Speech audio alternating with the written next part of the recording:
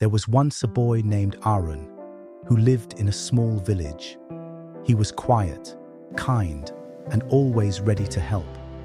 People liked him, but they didn't always respect him because he never said no.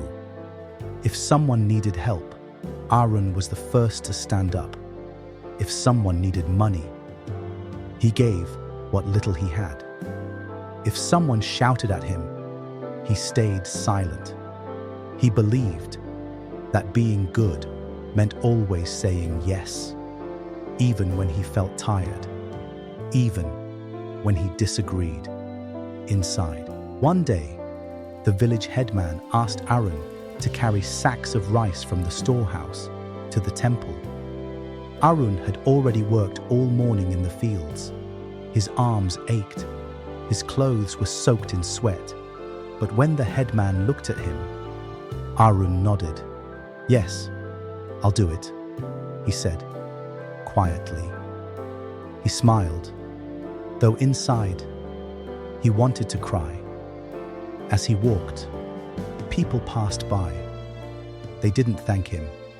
Some didn't even notice him. It had always been this way. That night, Arun sat under a tree. His friend Ravi came and sat next to him. Ravi had left the village years ago to work in the city, and now he had returned. "You haven't changed," Ravi said. "Still helping everyone, huh?" Arun smiled. "They need me," he said. "No," Ravi replied. "They use you." Aaron looked at Ravi in silence. The words felt sharp, like they had peeled something open inside him. "They're my people," Aaron said softly. "Helping them makes me feel useful." Ravi shook his head. "Feeling useful and being respected are not the same," he said.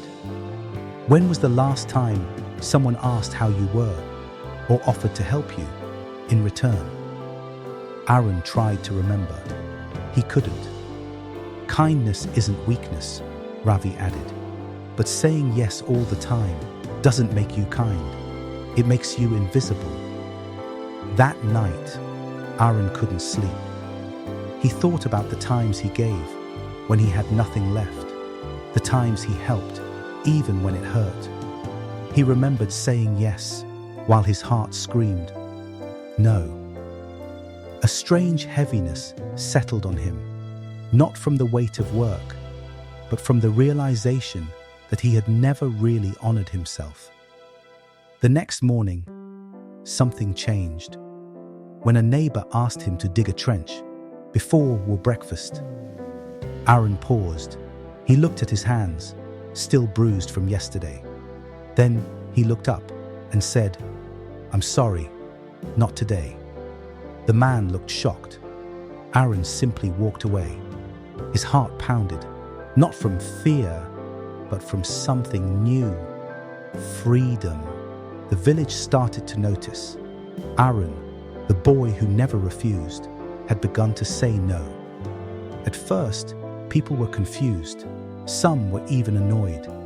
"He's changed," they whispered. "He's not the same humble Aaron anymore." But Aaron wasn't being rude. He still helped when he truly could. He still listened, but no longer at the cost of his own peace. And something surprising began to happen. The same people who used to order him around started asking instead, "Aaron, can you help if you're free?"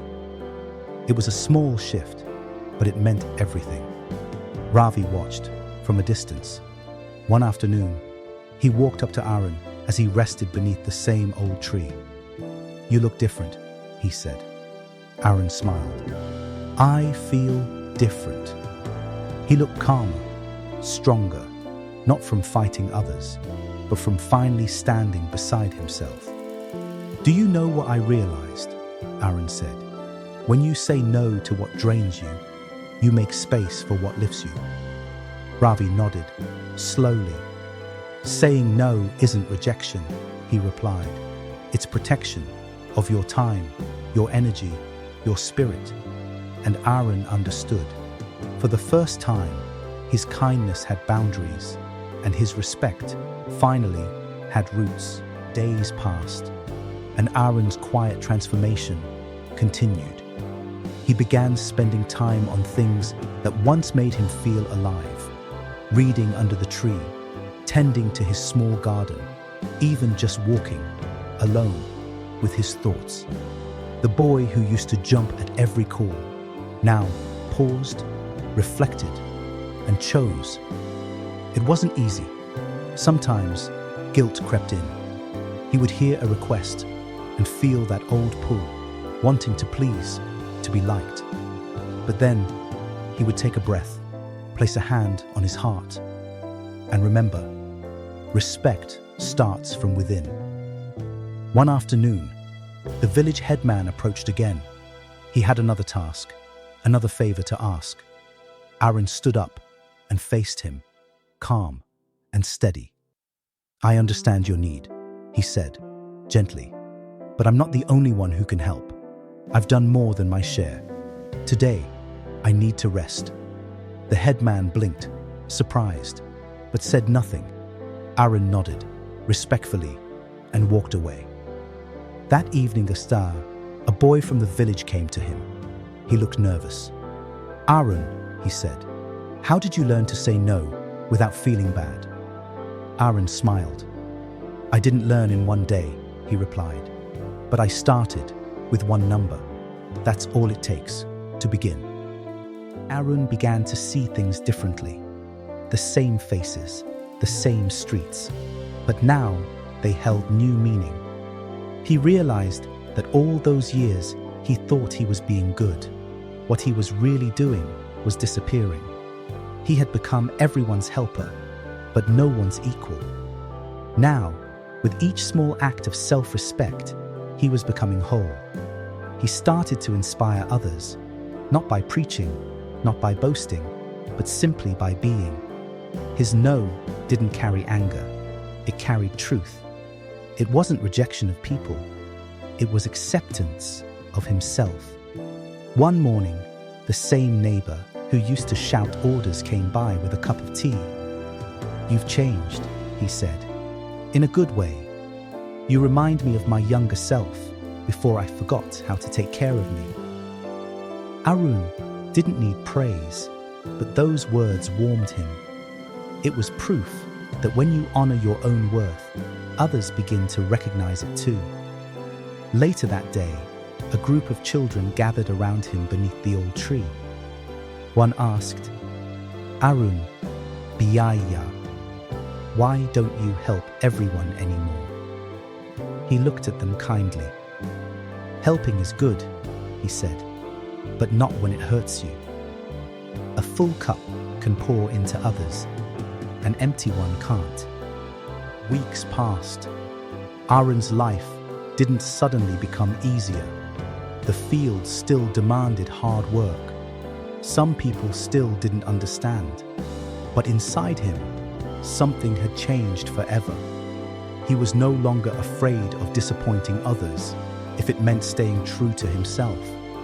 He had stopped trying to earn respect and had started to live it.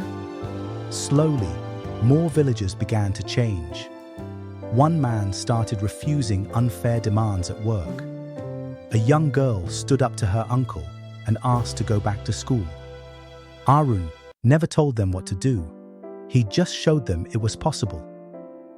One evening, as the sun dipped behind the hills, Ravi sat beside him once more. "It's strange," he said. "You used to be the most agreeable boy in this village. And now?" Arun smiled. "Now, I agree with myself first." They both laughed quietly. Then Arun looked up at the sky. "Saying no was the hardest thing I ever did," he said, "but it was also the kindest thing I ever gave myself."